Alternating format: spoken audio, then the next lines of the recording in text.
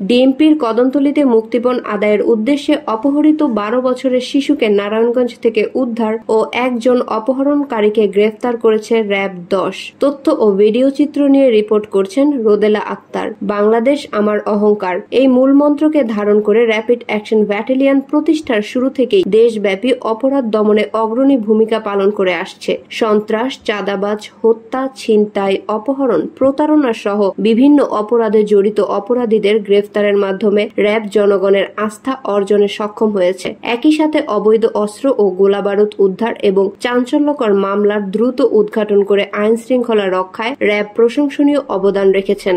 গত 1 সেপ্টেম্বর 2025 বিকেল আনুমানিক 16 ঘটিকায় রাজধানীর কদমতলী থানাধীন সাদ্দাম মার্কেট এলাকা থেকে মাহাদি হাসান হুজাইফা নামক 12 বছর বয়সী এক মাদ্রাসা ছাত্র নিখোঁজ হয়। ঘটনার পরপরই ভিকটিমের পরিবার আত্মীয় স্বজনের মাধ্যমে খোঁজাখুঁজি শুরু করে এবং পরবর্তীতে কদমতলী থানায় বিষয়টি অবহিত করে। পরদিন 2 সেপ্টেম্বর 2025 তারিখ সকালে একটি অজ্ঞাত মোবাইল নম্বর থেকে ভিকটিমের বাবার মোবাইল নম্বরে কল আসে এবং মোটা অঙ্কের মুক্তিপণ দাবি করা হয়। পরিবার থেকে প্রাথমিকভাবে 40,000 টাকা পাঠানো হলেও ভিকটিমের জীবননাশের আশঙ্কায় পরিবার বিষয়টি র্যাব 10 এর অধিনায়ক মহোদয়ের দৃষ্টিগোচর করে।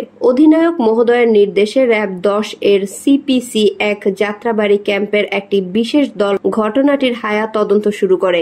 র্যাব হেডকোয়ার্টার্স গোয়েন্দা শাখায় সহায়তায় পরবর্তী 17 ঘণ্টা ব্যাপী অভিযান পরিচালনা করা হয়। অবশেষে নারায়ণগঞ্জ জেলার সিদ্ধিগঞ্জ থানাধীন আটিওয়াপদা কলোনি বউবাজার এলাকায় অভিযান পরিচালনা করে একটি ভাড়া বাসা থেকে অপহৃত শিশু মাহাদি হাসান হুজাইফাকে সুস্থ অবস্থায় উদ্ধার করা হয়। একই সাথে অপহরণকারী মোহাম্মদ মুখলেসুর রহমান রাজু, পিতা মৃত আবুল কাশেম, গ্রাম মহেগুল, থানা বড়লেখা, জেলা মৌলভীবাজারে গ্রেফতার করা হয়। গ্রেফতারকৃত আসামির বিরুদ্ধে একটি সিআর মামলা রয়েছে। উদ্ধারকৃত ভিকটিম ও গ্রেফতারকৃত আসামিকে পরবর্তী আইনগত ব্যবস্থা গ্রহণের জন্য সংশ্লিষ্ট থানায় হস্তান্তর করা হয়েছে। গ্রেফতারকৃত মুখলেসুর রহমান রাজু অপহরণের পর শিশুটিকে একাধিকবার স্থান পরিবর্তন করে যাতে তাকে খুঁজে পাওয়া কঠিন হয়। অপহরণের সময় সে শিশুটিকে বিভিন্নভাবে প্রলোভন দেখায়, মোবাইল গেম খেলার সুযোগ, চকলেট খাবার ও বেড়াতে নিয়ে যাওয়ার মিথ্যা আশ্বাস দিয়ে। এতে শিশুটি প্রথমে ভয় না পেয়ে স্বাভাবিক থাকে, তবে পরে সে বুঝতে পারে তাকে আটকে রাখা হয়েছে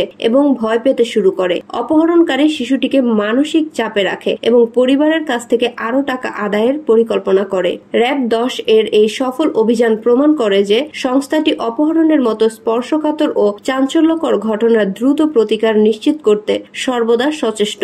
সাধারণ মানুষের নিরাপত্তা বিধানে র্যাবের এই আন্তরিকতা ও পেশাদারিত্ব ভবিষ্যতেও অব্যাহত থাকবে বলে আমরা দৃঢ়ভাবে বিশ্বাস করি। কণ্ঠ মালি আহমেদ পায়েল, মাতৃভাষা টেলিভিশন, যাত্রাবাড়ি, ঢাকা।